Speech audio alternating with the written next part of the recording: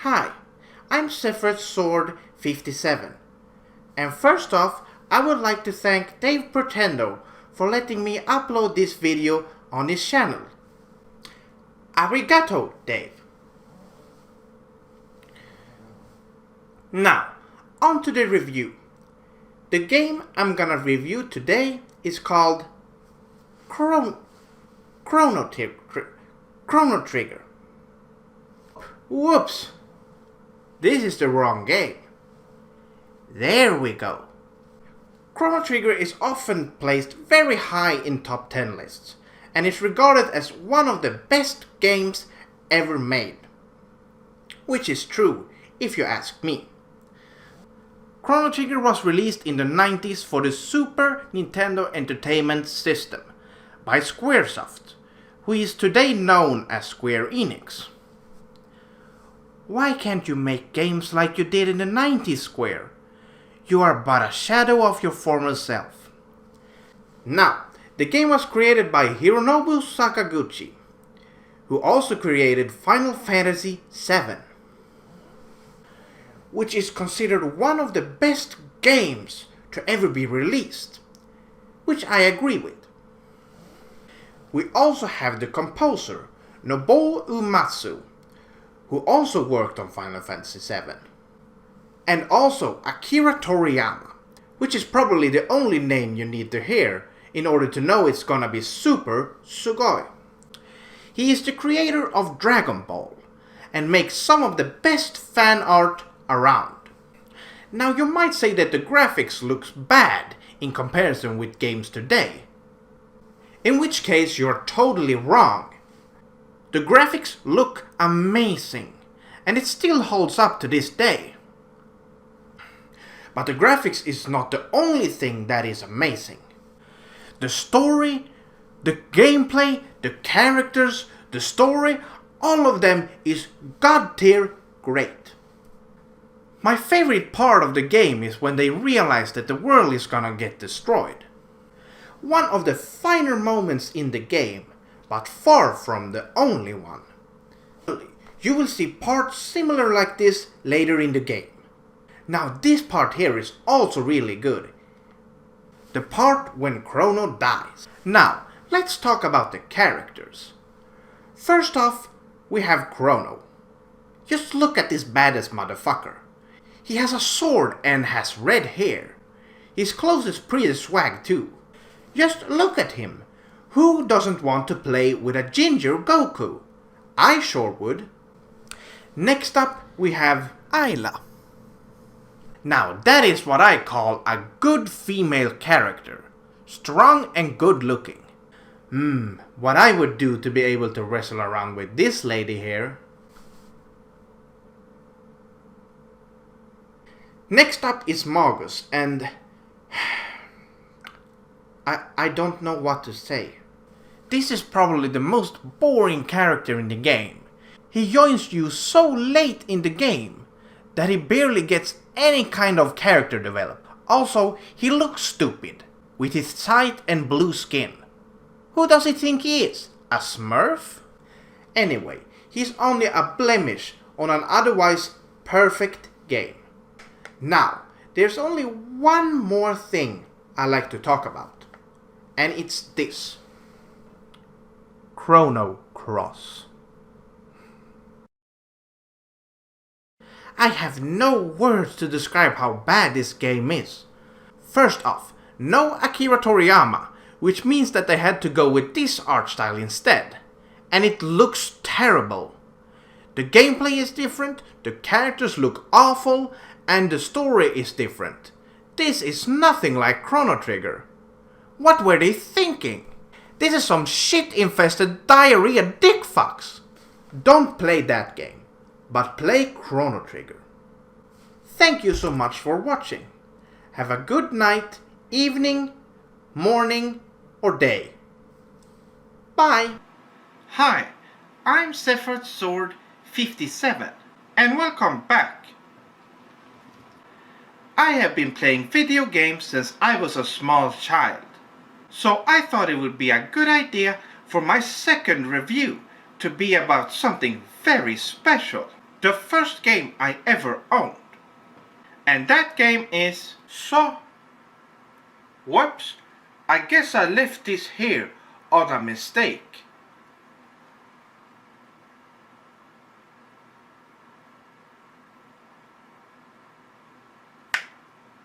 Sonic the Hedgehog. Sonic the Hedgehog was released for the Sega Mega Drive in 1991. And it's amazing and can be enjoyed by any ages to this day.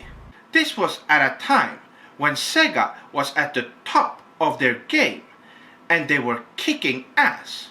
The goal of Sonic the Hedgehog is to run fast, jump on enemies, jump on TVs to get rings and power-ups, and collect the Knights of the Round materia to beat Sephiroth. Wait, that's not it. Silly me. Sonic the Hedgehog is a true classic. But for some reason, there are some people out there who is trying to hate on Sonic. They are Nintendo fanboys, and they are jealous because they don't have a cool mascot like Sonic. I mean, just look. I don't even have to say anything. Sonic has this cool, slick blue design with an attitude to match. And what is this? Just some old guy with suspenders and a mustache? Boring! The point is, Sega is better than Nintendo. The goal of Sonic the Hedgehog is to get to the end of the game. There are 7 zones, and each zone has 3 acts. Wow, that's a fuck ton of content right there. But that is not all, because at the end of every 3rd act, you have to fight the evil menacing villain of the Sonic world, Eggman.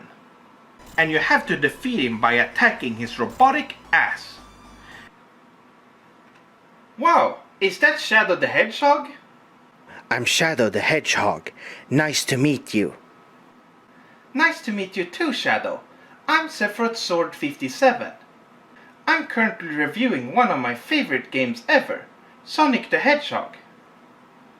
Oh cool, this is a very good game, but it would have been even better if I was in it. I agree, but how about you join the review, Shadow? Sure thing, SephirothSword57. Now, let's talk about Chaos Emeralds. Okay, so here is something about the game that sucks. You need to collect 6 Chaos Emeralds in the secret stages to get the true ending of the game. But other than that, the Chaos Emeralds don't do anything. You can't even turn into Super Sonic. Come on, Sega. This would have been such a cool feature. But instead, you have to wait until Sonic the Hedgehog 2. Yeah, you can't even do Chaos Control like I do. Exactly. I'm sure that we will get to that game later. But for now, that is the end of this video. Make sure to go and play Sonic. It is great and you will not regret it. Thank you so much for watching. Have a good night, evening, morning or day.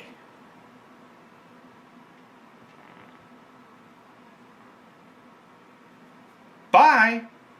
There's this new video game franchise that is getting a lot of praise from all over the world. And it's known to be brutally hard. Hi, I'm SephirothSword57 and this is Dark Souls.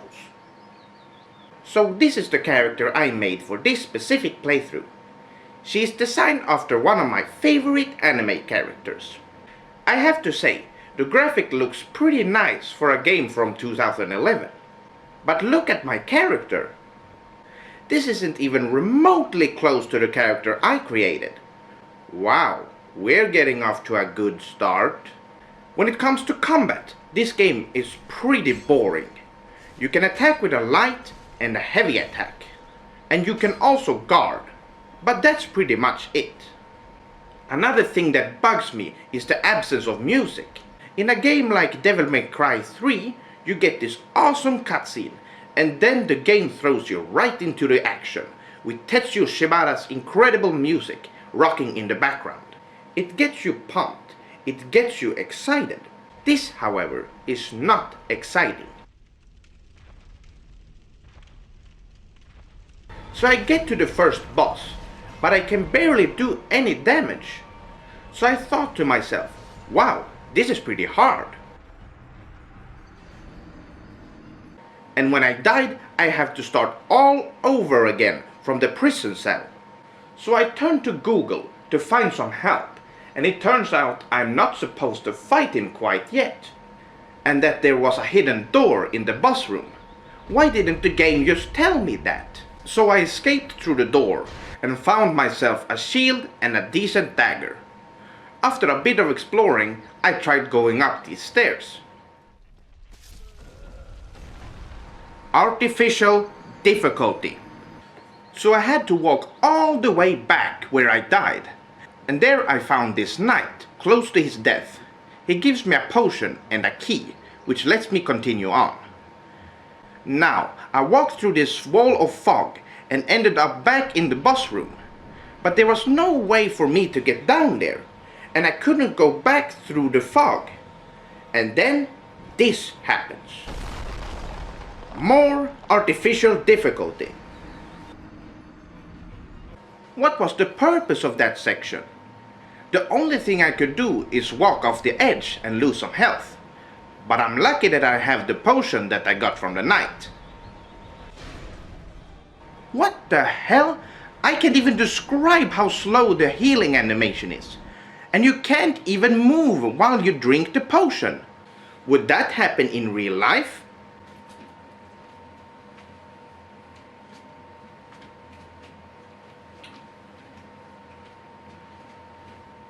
In a good game, healing is instant and you can get right back into the action.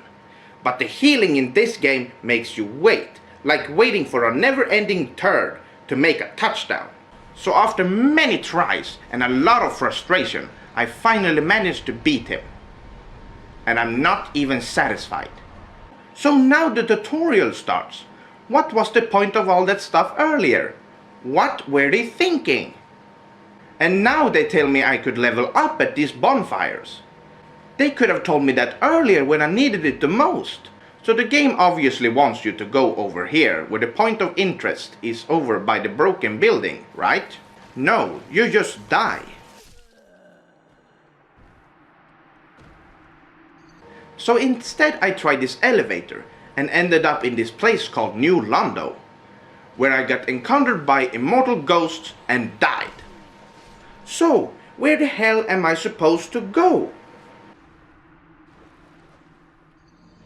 The bad level design just confused me, so I had to turn to Google for a second time, and apparently you're supposed to go up these hidden stairs along the cliffside. And now the normal enemies are super easy. Just look! Wasn't this game supposed to be challenging? The boss battle was close to impossible, but the normal enemies die like flies. Some more bad game design. This should have been more balanced. And what is this? A dragon shows up and I don't even get to fight it. Come on now, this is really starting to tick me off. Now, I wasn't very satisfied with my current weapon, so I once again turned to Google to see if I could find a cooler weapon. As we all know, katanas are known to be the most efficient and deadly weapon throughout history. So I was pleasantly surprised to find this weapon called Uchigatana. Let's try this bad boy out. But what is this? The weapon is a huge disappointment. Despite its looks, the damage is so low that even the dagger do more damage. I'm not really that surprised though. A good katana in a Western setting is just too good to be true. This game has no respect for Japanese culture. Anyway, so I got to this enemy here and I got killed. Up to this point the game has been a cakewalk, but apparently some stupid game designer thought it was a good idea to place this enemy here. What a load of horse shit. You are not tricking me this time, game. So I made it to the second boss, and once again the game decides to throw this horribly unfair garbage at you. This is where I draw the line. So, to sum it all up, Dark Souls is not a good game. Sure, the graphics were pretty nice, and the music that played during the boss battles were really intense. But that does not make up for the bad level design, horrible balance difficulty, and bland gameplay. I have no idea how people can like this game. Thank you so much for watching. Have a good night, evening, morning, or day. Bye! I'm so bored. I feel like playing something. Let's see what I can find.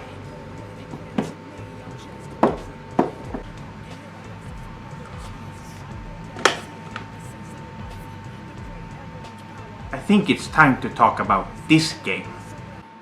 Hi, I'm SephirothSword57 and welcome back. Today I'm gonna talk about something really special. Sonic the Hedgehog.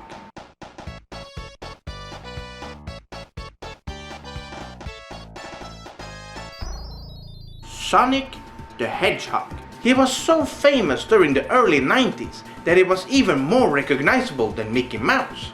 That's right, you can easily look that up for yourself.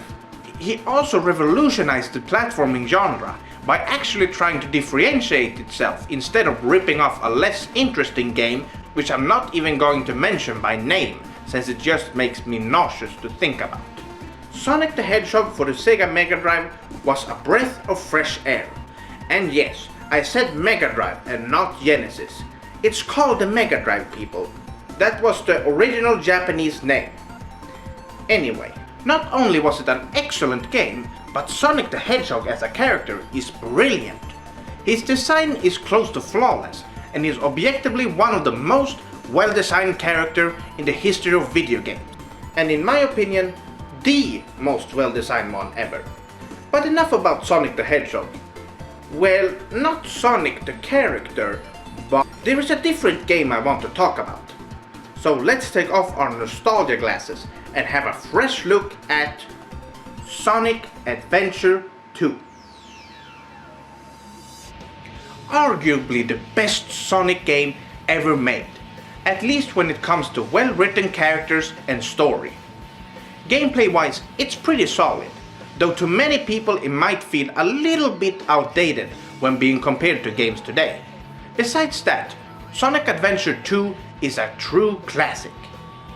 The best way to start this review is to start from, well, the beginning.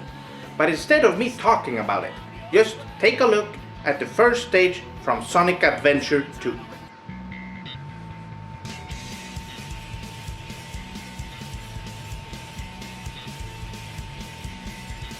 What can I say?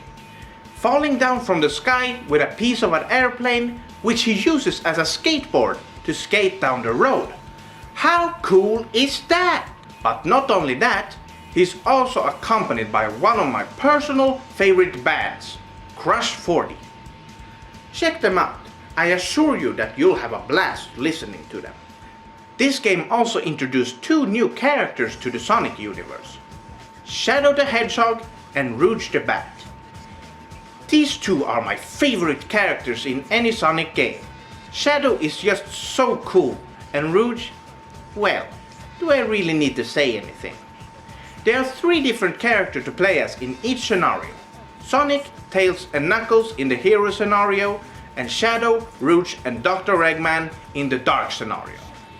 So there are 6 different characters, and all with their own playstyles, making this game worthy of the title Adventure. Sonic and Shadow has what I like to call the speed levels. You know, what Sonic is famous for.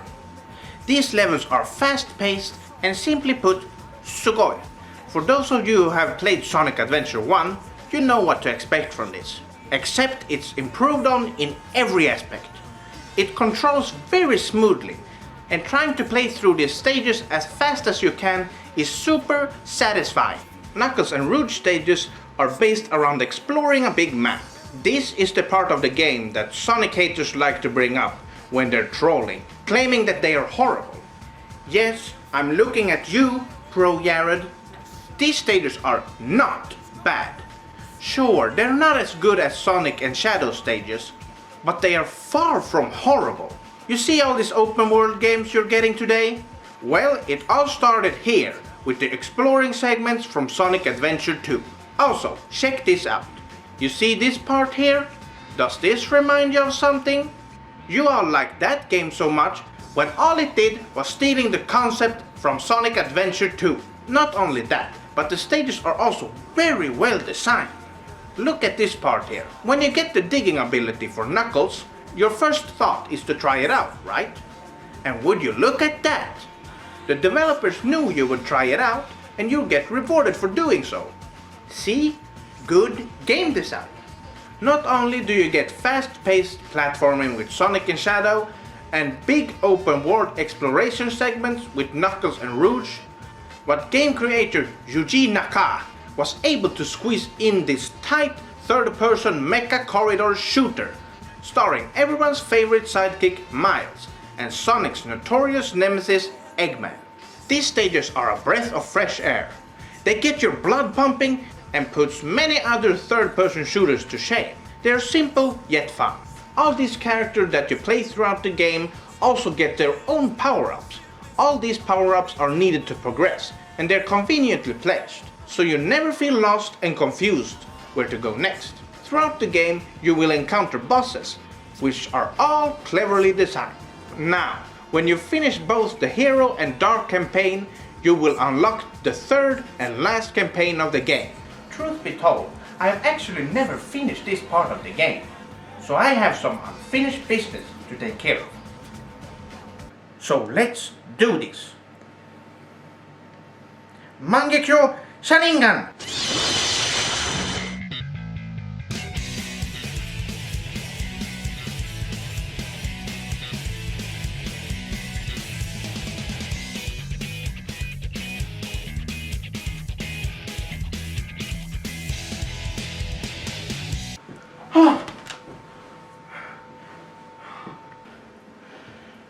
I can't do this. The game is too powerful. Is this the end? Don't give up, SephirothSword57. Who's there? It's me, Shadow the Hedgehog. Shadow? The SephirothSword57 I know wouldn't give up that easily. Embrace your strength from within and finish this. I will.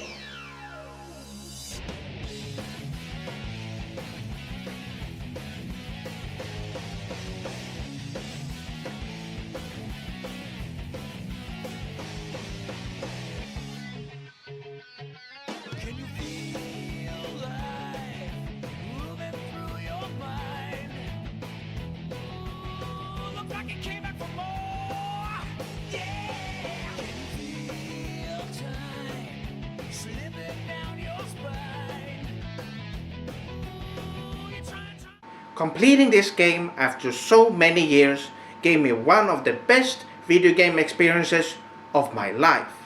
This game has truly stood the test of time and is one of my favorite games ever made. You have to play this game for yourself, otherwise you're missing out on an incredible experience. Thank you so much for watching. Have a good night, evening, morning or day. Bye. Rolling around at the speed of sound. Got places to go, gotta follow my rainbow. Can't stick around, have to keep moving on. Guess what lies ahead? Only one way to find out. Must keep on moving ahead. No time for guessing, follow my plan instead. Trusting in what you can see. Take my lead, I'll set you free. Follow me, set me free. Trust me and we will escape from the city. I'll make it true.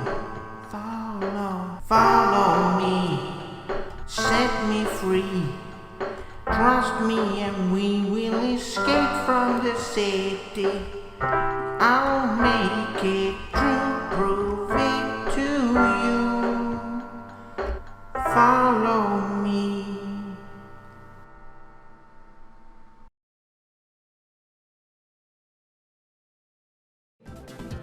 Indie games have recently grown in popularity. All kinds of people are able to make games from their homes. And the game that started the indie game boom is a game I'm actually not that familiar with. Hi, I'm SephirothSword57, and this is my first look at Minecraft. So, let's start a new game. Wow, look at these next-gen graphics. I've seen more impressive stuff in my toilet after taking a dump. I mean, just look at the animals. They look like Noah's Ark rejects. Okay, so this game plays like a first-person shooter. I'm not a big fan of those type of games, but I guess it's fine. What the hell is this hole doing here? Is this some kind of trap from the game designers? I couldn't get out from the hole because I got stuck in the water and drowned. Is this gonna be Dark Souls all over again? So I respawned, and after walking around a bit, I noticed some buildings in the distance. So I went to take a closer look. On the way there, I found out that you can swim by holding the X button. Could have been useful earlier. So the houses in the distance was actually a village. But what is this? Why would you build a village right next to a huge canyon? Things like these really breaks the immersion for me. Even the road just disappears next to the canyon. Was the level designer for this game a pot-smoking hippie or just stupid? I don't know. Now, when I tried to take a closer look, I fell down a hidden hole connecting to the canyon. But I luckily survived the fall. While trying to find a way back up, I ran into this cactuar ripoff that apparently blows up when you get close to it, so I died. After respawning again, I went back to the village and... whoa, look at these villagers. Is this Minecraft or Sesame Street? So apparently there's a day and night cycle in the game. I guess that is pretty cool. So I explored the surrounding area to find out what I'm supposed to do in this game. But I got attacked from a skeleton and died while trying to fight it. Okay, let's try again. What the... What? Oh. There are so many monsters in this game during nighttime, and I don't even have a weapon. So this part of the game is basically unplayable. Difficulty spikes like these are my biggest pet peeves in video games. What a load of shit. With no other options, I had to start a new game from the beginning. And this time I was gonna look for an inn at the village, so I could spend the night there. But where am I? This is not the place I started in last time. How am I supposed to find the village now? I've been walking around these woods for ages and everything just looks the same. In the beginning there were tutorials all over the place, and the village was very close to the spawning point. But now the game places me in the middle of a huge forest. I feel like a kindergartner getting lost during a field trip. After walking around for what felt like an eternity, it got dark once again and monsters started spawning like crazy. This is not okay! What is wrong with this game? So like every badly designed game that is too lazy to give me a hint on what to do, I had to look it up myself. So I went to the official Minecraft wiki and found out that this game is dynamically generated. So every world is different, which means that they had some very lazy level designers. After doing some research, I was ready to go back into the game. So I started the game over again and began chopping down wood. And can you guess how you're supposed to do that? Well, apparently you're supposed to chop it down with your bare hands. This is a part that definitely doesn't make sense. I mean, just take a look. Yeah, it obviously doesn't work. I need the wood to build a house where I can stay the night. But you need so much wood for even the smallest home, and the chopping takes a lot of time and patience. You get so little from each tree, so I had to go back and forth between building and chopping. But after quite some time, I was finally done. And guess what? I'm not done yet.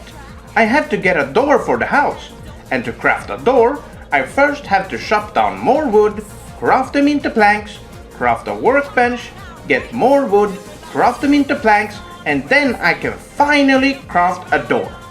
What is this? Carpenter Simulator 2009? Now I finally have a shelter. It's almost nighttime, but now I can take refuge in the house. Try finding me now, monsters! Staying in the house at night is boring. I wish I had a Sega Mega Drive to play some good games on. At least then I didn't have to play Minecraft. With nothing else to do, I looked around the different crafting options. And there's a lot of things to craft here. But what is this? Shears? Why would I need shears? Does this game allow you to trim your grotesque ass hair? Anyway, I was able to make myself a wooden sword, so I can fend off against the nightly fiends. Now, after approximately 10 minutes of waiting, it was finally morning, and I can start exploring the world. And maybe find myself some crafting materials. After walking around for a while, this meter down here with the pork chops is almost depleted. Luckily, I've already looked that up, and it represents your hunger. So to fill it up, I have to eat this apple in my inventory. Don't you find it strange that the meter is made out of pork chops when you actually are eating apples? That would be like if Sonic picked up tomatoes to replenish his rings. It just doesn't make sense. After eating the apple, the hunger bar barely replenished, and I can't find any more apples. Not only that, I can't seem to find anything in this game. There are just trees, water, sand, and snow everywhere. There is nothing interesting here. This world is simply boring. It's getting dark already. It's time to go back to the house. But where exactly is my house? Everything just looks the same. How am I supposed to find it? Oh great, now I'm starving to death. This just keeps getting better and better. Now my sword is gone, and it's still dark. I have to find my house. Oh, there it is. Now I just have to close the door. And that is where my Minecraft adventure ended. I looked up a couple of videos to see what people are doing in this boring game. And it's basically the same boring stuff I did in this video. But people aren't just building houses in this game. They also build stuff like this, which is quite impressive. If it was made by a 5-year-old. So basically, Minecraft is a digital Lego building game. It's for kids and not grown-ups like myself. If I wanted to look at beautiful Hatsune Miku art, I wouldn't look at a pile of bricks. I would look up something like this. Anyway, that's Minecraft for you. If you're over the age of 8, you shouldn't be playing this game. You'll look like a fool and everyone will make fun of you. Thank you so much for watching. Have a good night, evening, morning or day.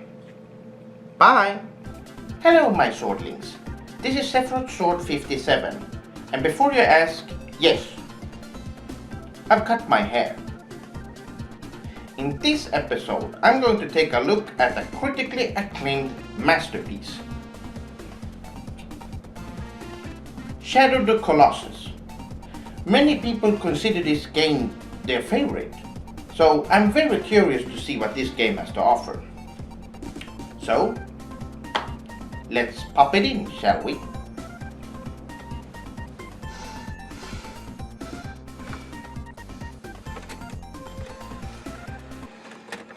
Okay, so he's taking his horse with him inside the building? I hope the horse doesn't take a huge dump on the stairs. That would get pretty slippery. Anyway, I have to say, I'm very pleased that the game designers decided to keep the Japanese voice acting in the Western release. It's not so often that you see that nowadays. Right off the bat, this game makes one huge mistake in the opening cutscene. It seems like the game wants me to have an emotional attachment to this woman, but there's no character development so far to convince me. Imagine if Final Fantasy VII started off with Ares getting killed by Sephiroth. That would be horrible character development. And it's even worse in Shadow of the Colossus. Here the girl is already dead, and I didn't even get to see her die. I don't care about this character. As a gamer, I'd rather just throw her body away and have my own adventure. But I guess beggars can't be choosers. Maybe I'm being too hard on the game. I mean, the gameplay hasn't even started yet. Let's check it out. Mother of God. The main character runs like a little baby who just pooped his pants. And the controls are horrible. He controls like one of those ball labyrinth games. And the horse controls is practically the same. And he runs really slow. Which is very annoying since the world is quite big. Speaking of the world, this is one of the most boring worlds I've ever explored in a video game. The world is just empty. There must be something wrong here. I traveled for over 30 minutes and all I found are these lizards which I killed in one hit. And they didn't even give me any XP. I have no idea where to go, so I had to look it up. Apparently I'm supposed to go to these cliffs right across from the temple, where they introduce these platforming segments. And with controls like these, you easily fall off. Many tries later, I finally reached the top. Up here I see a huge guy with a club walking by. And now the game tells me that I have a sword and a bow. But I prefer the sword. I tried to fight him, but without success. Right when I die, the game tells me that I have to use a special ability to find his weak spot. Why didn't they tell me that as soon as I started fighting him? So the sword shows me that his face is the weak spot. I guess it's time for the bow. I keep shooting him in the face with arrows, but his health bar doesn't even move an inch. What is going on? I keep shooting his weak spot, but nothing is happening. This is insanely stupid. The fact that I had to look up what to do on the internet shows you how badly this game teaches you how to play. So apparently I have to climb his leg, where he has another weak spot. I also noticed that this pink circle depletes when you're holding onto it. That's good to know. So then the game tells me to charge up the sword to stab the weak spot. But I can't charge it enough because it gets interrupted all the time. This is pretty annoying. But finally I get a stab in and he falls to his knees. Now the game makes me climb his hairy butt. And luckily on his lower back there is a conveniently placed balcony where I can recover my stamina. But wait a second. Don't you recognize this from another game? That's right. This is completely stolen from Sonic Adventure 2. I guess the designers were so bad that they had to steal the mechanics from another game. And since I know how to defeat the boss in Sonic Adventure 2, I know exactly what to do here.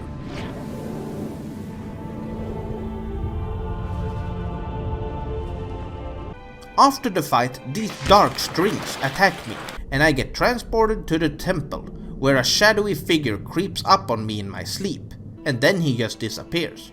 What was that all about? So the first enemy that I ran into was actually one of the Colossi. So I guess I'm off to defeat the next one. So I'm back out in the open world, and it's still as empty as before. So this is actually how the world is supposed to be. No enemies, no towns, no items, just Ginger McPoopyPants and his horse Arrow. Arrow! After exploring for quite a bit, I ran into the second Colossi, who looks exactly like the first one, except that he walks on 4 legs and has a bony butt. Speaking of legs, I can't seem to be able to climb them. I have no idea what to do. Swords and arrows doesn't seem to work. So after a quick YouTube search, I finally figured it out. Shoot him under the foot, climb his leg, strike his back, and strike his head. This is too easy. This is exactly like the first boss. So after some deja vu, I'm off to fight the third Colossi, and the world is still empty. This one is very tall and has a sword for an arm. Well, let's just climb to his weak spot. This doesn't seem to work. Apparently, you're supposed to stand on this platform, make him attack it, and then you can climb up his arm. Urgh! Weak spot on his head and stomach, he falls to his death, and so does his statue.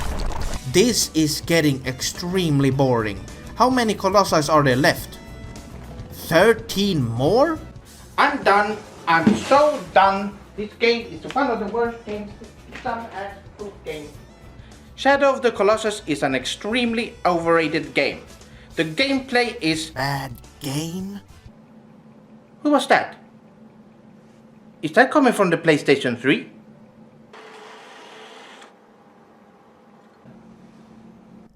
How dare you call me a bad game, SephirothSword57? What do you want from me? I've brainwashed so many gamers into thinking I'm awesome, but my powers didn't work on you. I won't let you release this video of truth onto YouTube. Now, die!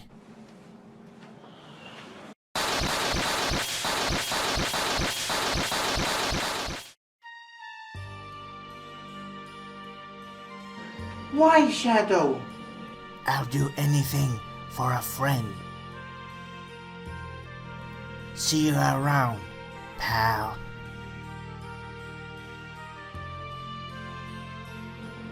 No! What a weakling.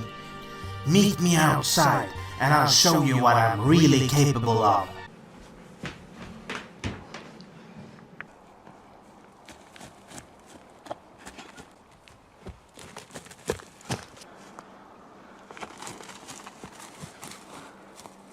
Oh no! The game has become a Colossus! Take this, SephirothSword57.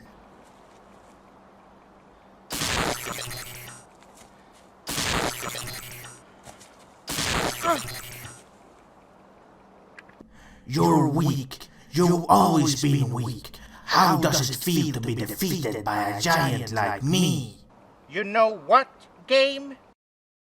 The bigger they are, the harder they fall.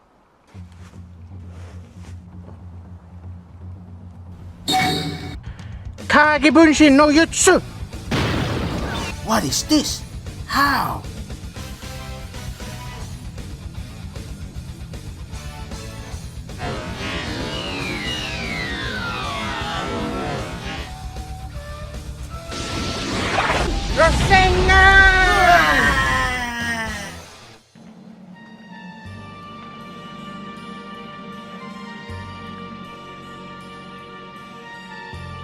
Wait! I think I still have one left.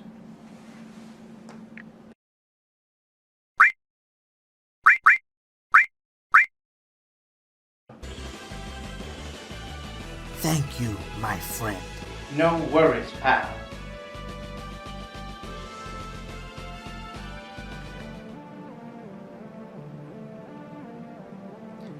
Have you ever played a game that is so bad that it made you depressed? I don't care about bad games in general. Heck, I even reviewed some of them on this channel. But when someone tries to make a game from your most beloved genre and is completely deluded on how that specific genre actually works, even with all these tools on the table, crafted from generations of game developers before them, they disrespectfully ignore this fountain of wisdom and instead pulls the plug and watches as the water runs down the drain. Not only that, but to go even further and add a bunch of stupid characters, bad graphics, uninteresting gameplay, and a soundtrack that is desperately trying to play on your nostalgia strings.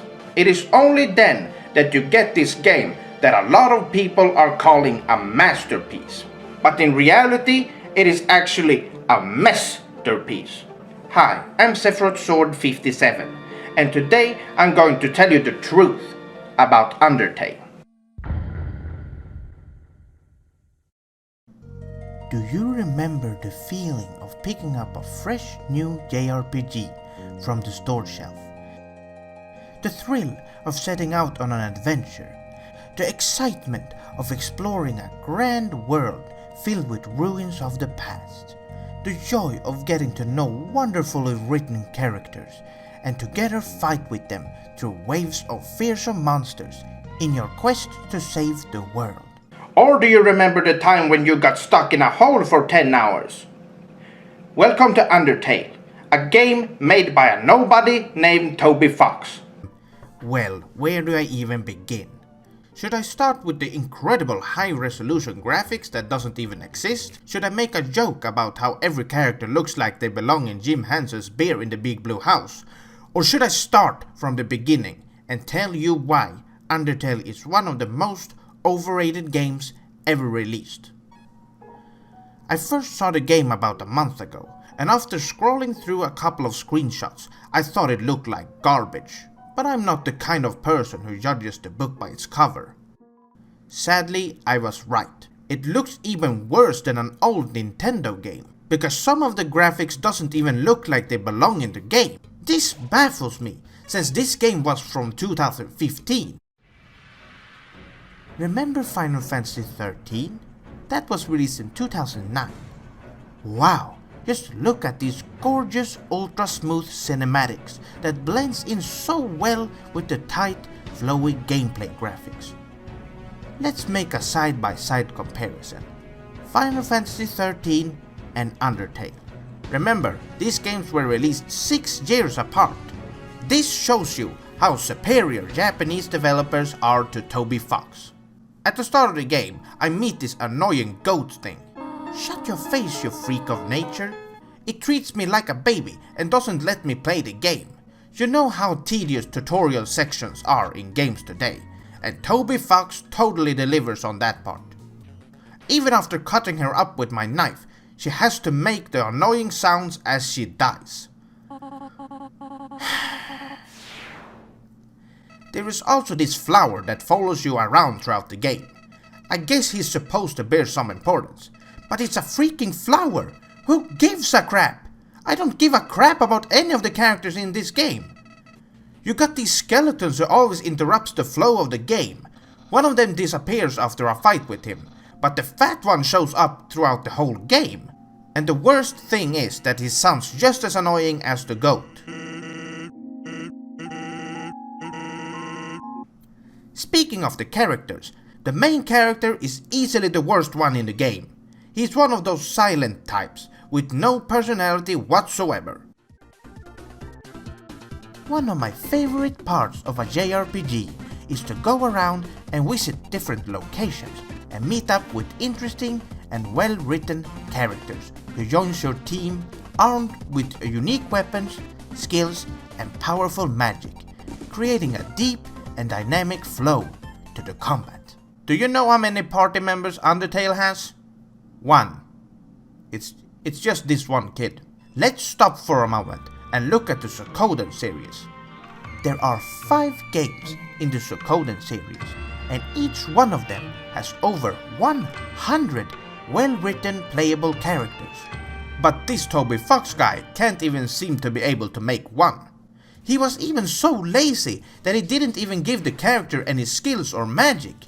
You just have this normal attack the whole game through. By the way, did I mention how bad the combat is?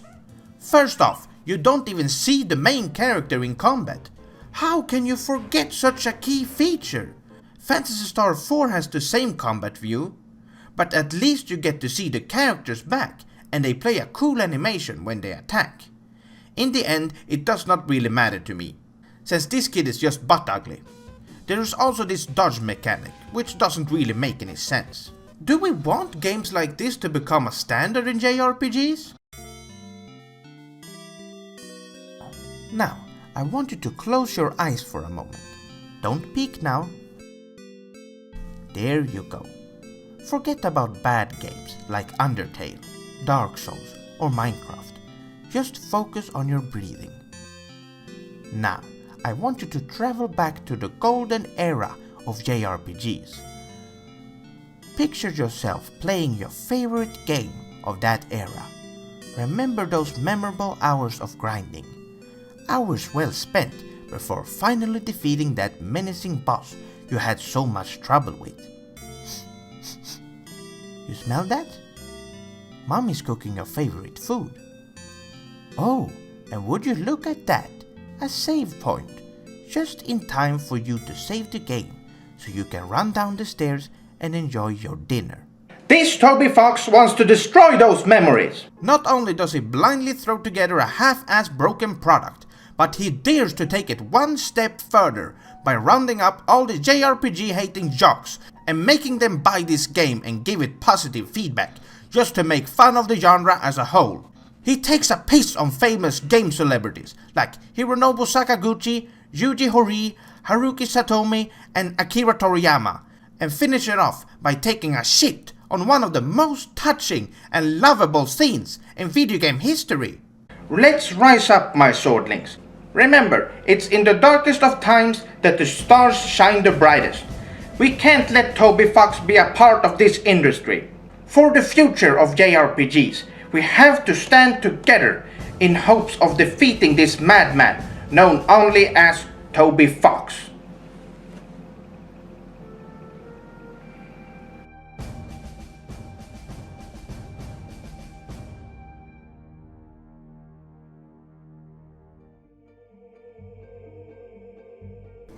It was a cold evening in October.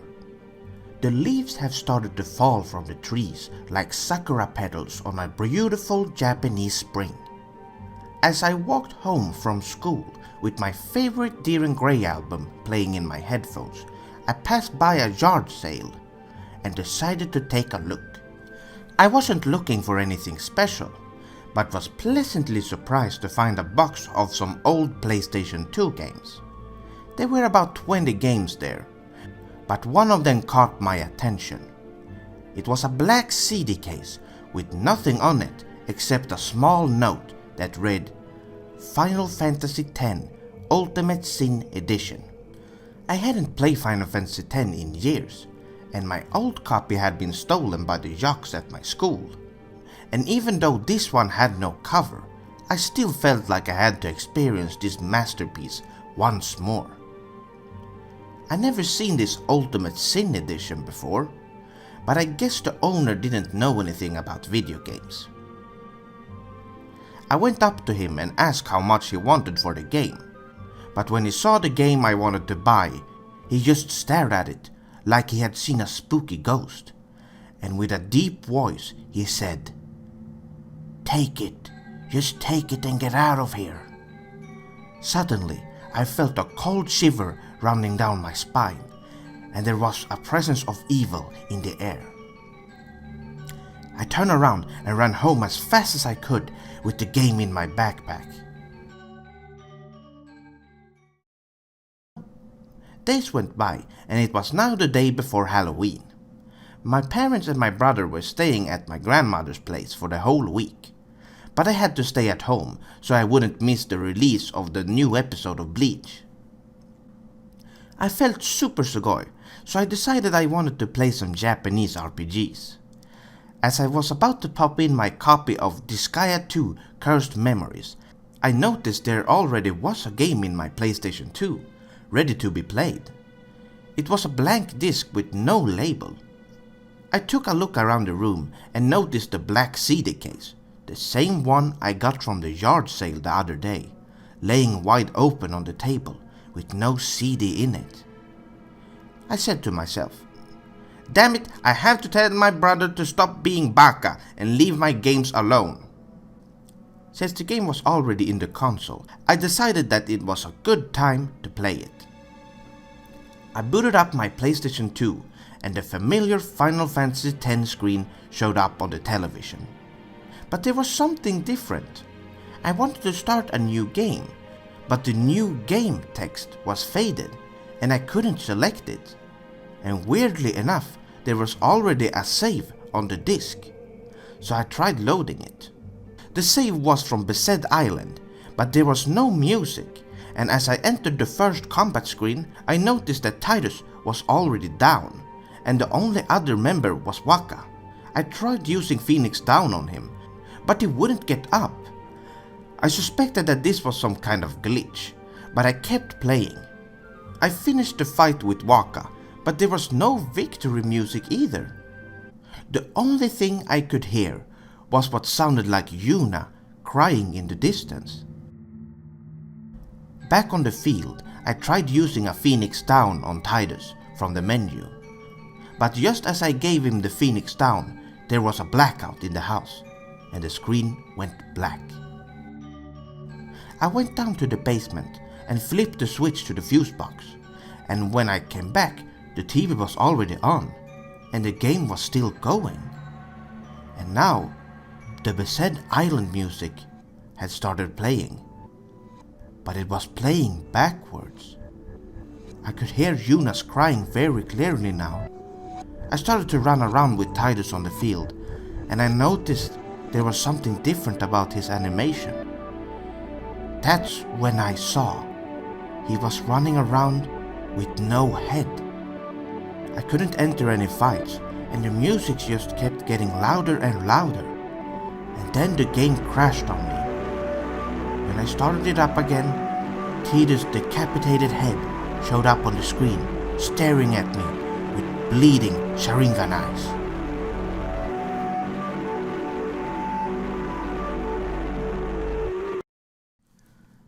Warning: this video contains Mario footage. The Mario Maker game will only be used as a tool for explaining game design. Swordling discretion is advised. The Mario franchise. What can be said that haven't been said already? No matter where you go, whether it's the toy store, anime convention, the internet, McDonald's, or your local GameStop, you'll get this mascot shoved down your throat whether you want it or not. Mario was created by a couple of Japanese wannabes who totally lost track of their own culture and founded Nintendo. I have no respect for this company and their games, but my brother bought their latest Mario game, and it gave me some ideas for a very interesting video. While we patiently wait for Sega's counterpart, Sonic Maker, hopefully on a new exciting Sega console, I guess we have to stick with this. My purpose is to educate you on game design, and hope that you can see past the visual graphics and see the deeper meaning in what I'm trying to teach here. Konnichiwa, my loyal swordlings. This is SephirothSword57, and this is a lesson in game design. Let us start by putting the game in. How about this one? No? Then how about this one? Oh, I know. This is the one. Oh wait, it's on the Wii U, of course. You can't really blame me for mixing up the Wii U with a toaster, a trash can, and a toilet. I mean, they are pretty much the same thing anyway. Now, I wanted to start this with a tropical grassy field with hills and palm trees. This sets the player in a relaxing mood, creating a smooth build-up to the adventure ahead. As you can see, there are no palm trees in this, so I had to improvise. I decided to make our first obstacle a hill with two enemies, one flying and one grounded, to get the player experienced with two different enemy types and get a feeling for the controls. If you get past the enemies, there is a small reward, a box full of rings. Right next to the first obstacle, there is a small little treat for explorers. I placed this spring on top of this palm tree with some rings. This teaches the adventurer that exploring rewards you. Now we have our next obstacle, a bridge with an enemy who tries to eat you. I placed some rings above the fish to motivate the adventurer to jump over the threat. And here is our first secret. Can you figure it out? If you look carefully, you can see that this tree has no coconut in it. Or does it? Let's try jumping under it. And would you look at that? With just a couple of tweaks, I've taught the adventurer to look around the environment for secrets. This skill will come in handy later in the game. Now, we end the tropical phase of the game by entering this cave and go down this elevator to our first dungeon. This game has more than meets the eye. There is actually a very different way to play this game, but we'll get into that later. Let's continue on. Up ahead is a place to grind. There are a lot of enemies here, so there are plenty of opportunities to gain some extra levels for the challenge up ahead. Next up we get this golden text that gets you pumped for the final challenge, but before that we pick up some equipment to finalize the Fire Mage build for this playthrough.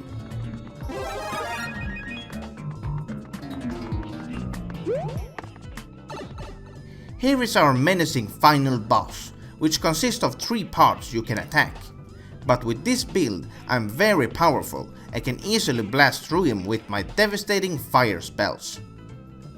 Before finishing the game, I placed some sound effects to make the adventure feel accomplished.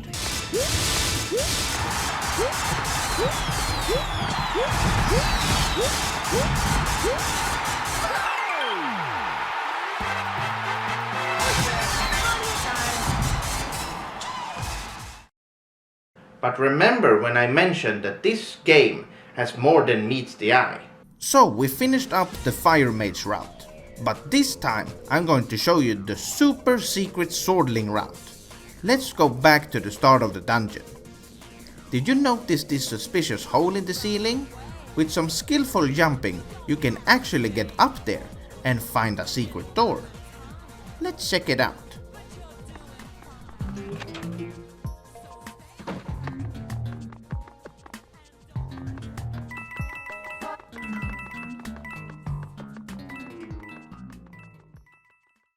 Just like the hidden ending of Chrono Trigger, you get a super fun message from the developer.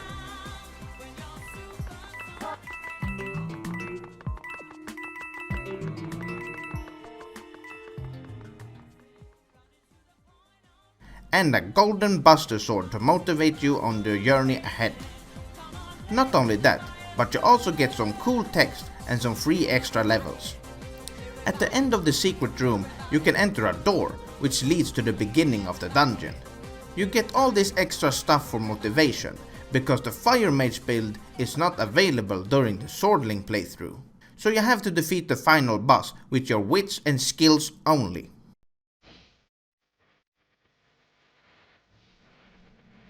I will not show you any strats for this part, since I want my Swordlings to challenge themselves and be able to play this game for a long time. Whether you take the challenging Swordling playthrough or the powerful Fire Mage playthrough, you are going to have a blast playing this game. If you want to try it out for yourself, you can either ask a younger sibling or any other children if they own a Wii U and Mario Maker. Otherwise, if you're a true Swordling, I would recommend getting a second-hand Wii U and Mario Maker so you can experience my game for yourself. Thank you so much for watching. Have a good night, evening, morning, or day.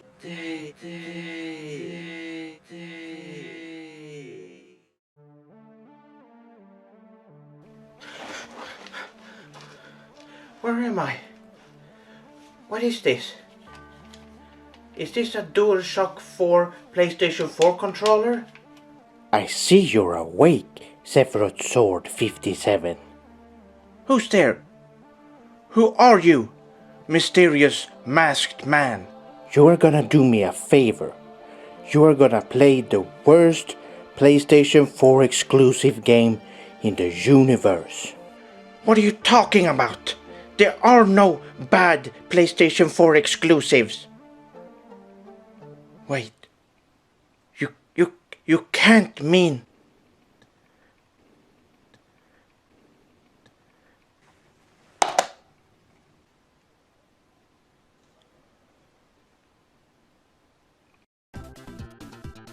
In March of 2015, I went on my daily visit to GameStop to look for some games.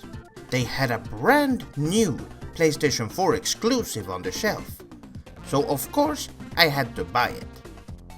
I called my friend Joachim on the phone. He was already familiar with the game and had some bad news for me. He told me that the game was from the same creator that made Dark Souls. Filled with disappointment and remorse, I decided to hide the game in my mom's attic, so this copy would never be played by anybody. Months went by, and one day I got kidnapped by a mysterious masked man who forced me to make a review. Konnichiwa, my swordlings. I'm SephirothSword57, and this is Bloodborne. You start the game by waking up in your bed, just like Chrono in Chrono Trigger, but there is this creepy smelly old fart in a wheelchair that gets too close for comfort. And I thought, whoa, this is not like Chrono Trigger. So here is the character creation. Age. Well, I consider myself to be a mature male specimen. Since strength and skill are two of my personal traits, and I played a lot of Valkyrie Chronicles recently, I choose military veteran as my origin. Here is my character. So, let's start the game. Now, a big monster crawls out of this liquid stuff. My god, what happened to Mr. Kool-Aid Man? After that, there are these tiny homosexual mummy people touching all over my body. And then I wake up. So I guess it was all just a dream. It seems that the grass these game developers were smoking was not from your grandma's backyard. After exiting my room, Mr. Kool-Aid Man appears once again and kills me.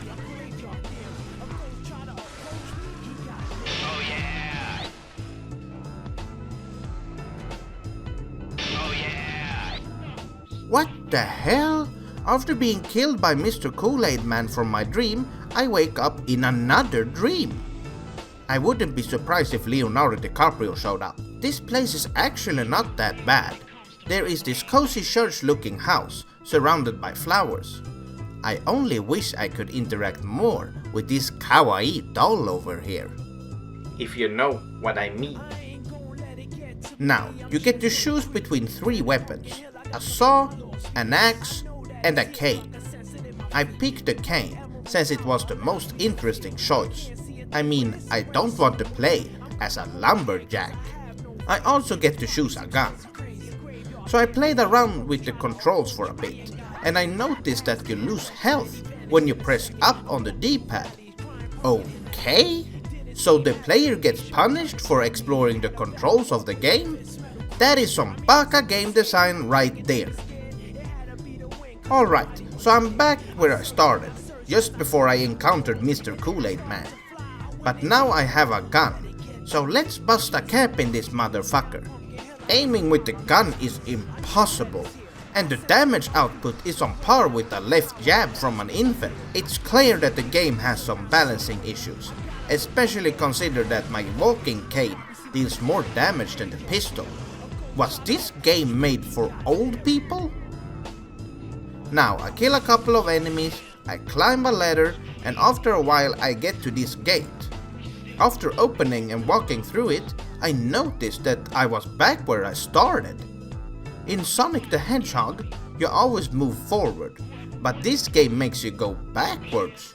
I don't see the purpose of this.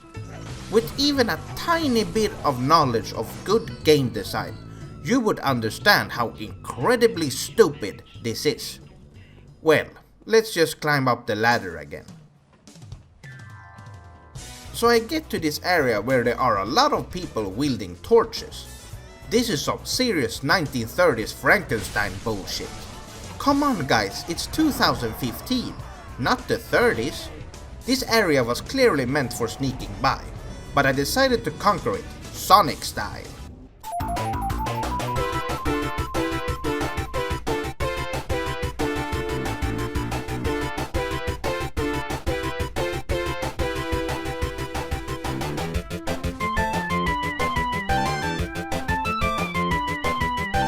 Now, I see this big guy on the other side of the square, knocking on the door.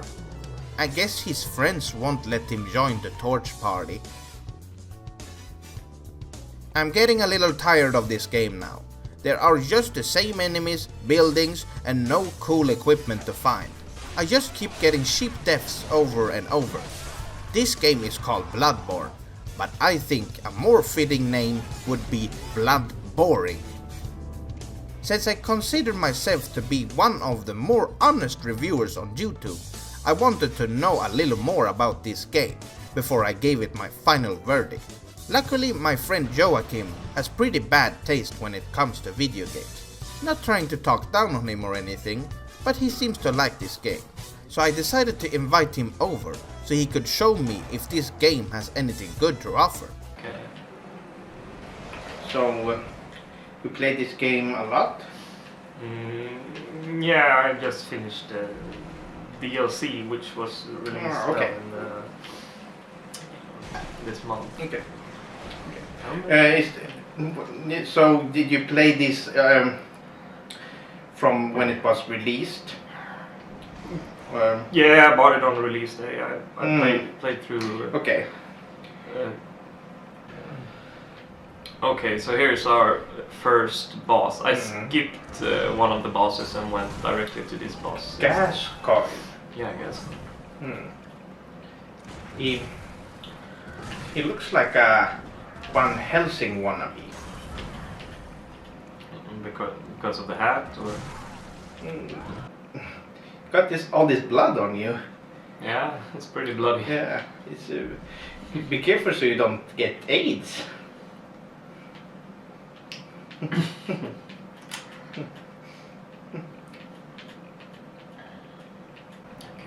Oh, okay. So the cutscene. Is it another boss now? Yeah, it's Vicar Amelia. It's a pretty intense boss. Yeah.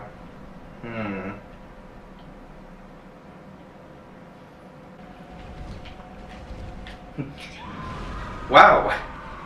Such ugly. Much bad design. If you know what I mean.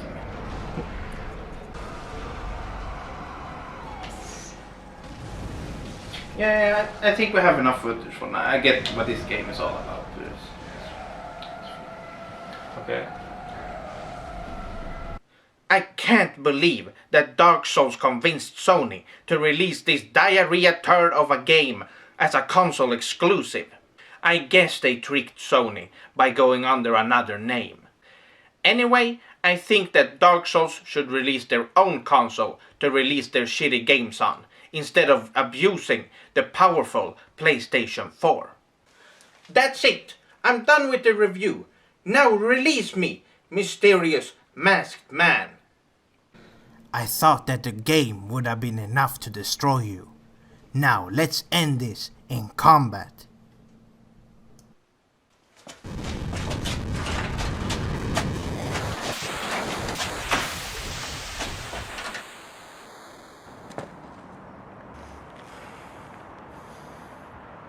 Now, SephirothSword57, I will reveal to you my true identity.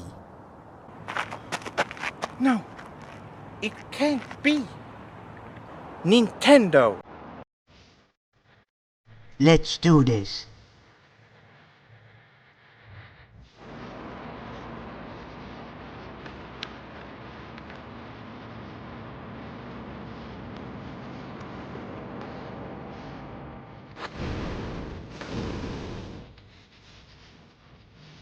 Man, that hurt a bit. Here you go, SephirothSword57. Thanks, pal.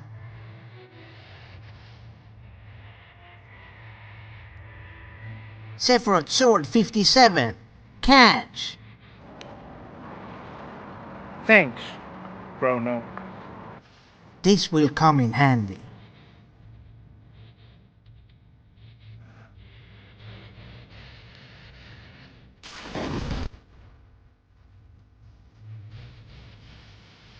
A little better, but not enough.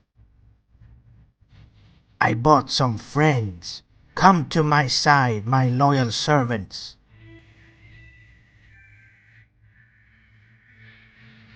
Oh no, it's Dark Souls and Minecraft. Don't worry, SephirothSword57.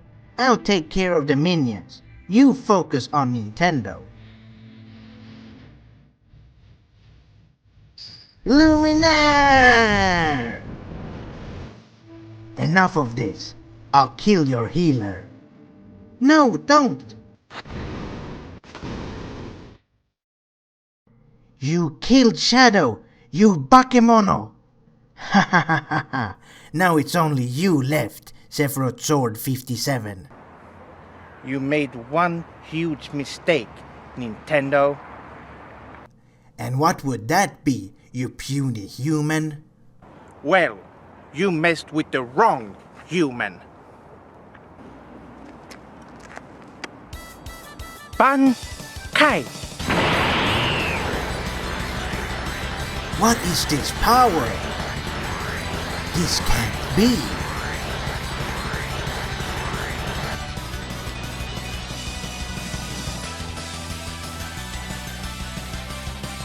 No way! Check this out, Cloud.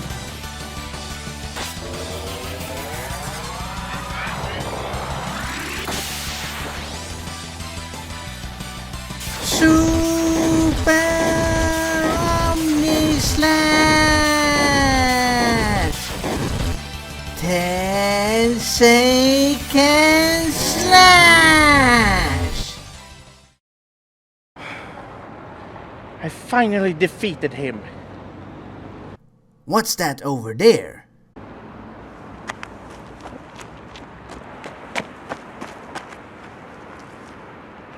I can't believe it. Nintendo was carrying the Dragon Balls all along. I know what to do now. Come to me, Shenlong! What is your wish, SephirothSword57? Is it wealth? Immortality? To become Japanese? It sounds tempting, but there is one wish more important than those. I want to resurrect my best friend, Shadow.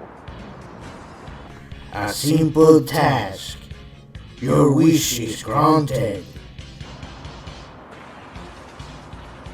Welcome back, buddy. Thank you, SephirothSword57.